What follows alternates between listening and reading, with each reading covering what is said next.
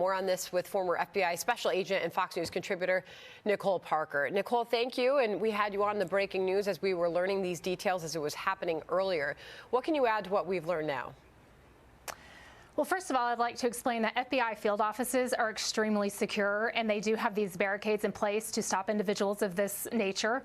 Having worked in FBI Miami, I can tell you that the employee entrances, there's an arm gate. You have to, put in your card, put in a specific code, and then it goes up, and then there's a barrier, and it has to go down in order for you to enter the office. It wouldn't be the first time that a non-FBI employee tried to tailgate an employee and gain entrance into the FBI office. Those barricades work, and we saw that happen today.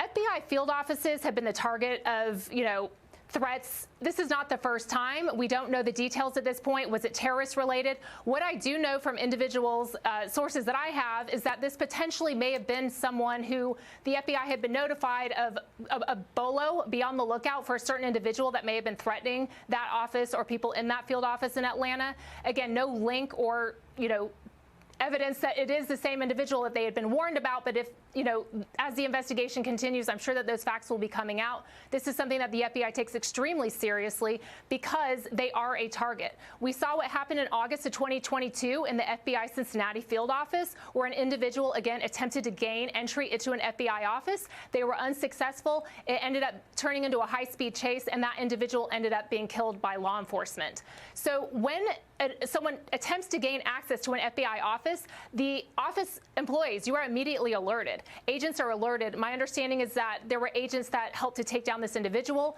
There are guard gates, there are guard shacks, there's law enforcement right there at the front gates. There's video surveillance. It is very highly secure, but employees are notified, and we are trained on how to handle situations when someone is trying to gain entry into our office. Nicole, as far as a motive, which we do not have yet, they haven't released any sort of motive.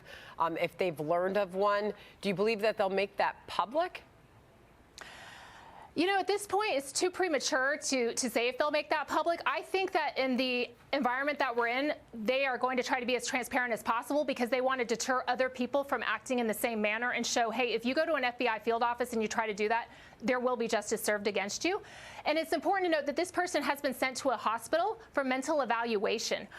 We have something called complaint duty, and you're the one that takes in individuals when they come to the FBI field office. You take down their complaints. You're called the duty agent. I myself have been on duty agent service, and I've had an individual come to the field office and threaten to, cause harm to us right there. So this, again, is not the first time, but we'll see what happens. And I'm just grateful that no one was hurt and that, there were no explosive devices found either. Yeah, but I mean, look at these pictures. It's hard to think anybody thought they were going to get through that barrier. But to your point about times in the past where you've seen someone trail in another employee after they've keyed through their card and gone through the gate, that would be understandable. But they were on this almost the minute that it happened. Nicole Parker, thank you very much for joining us.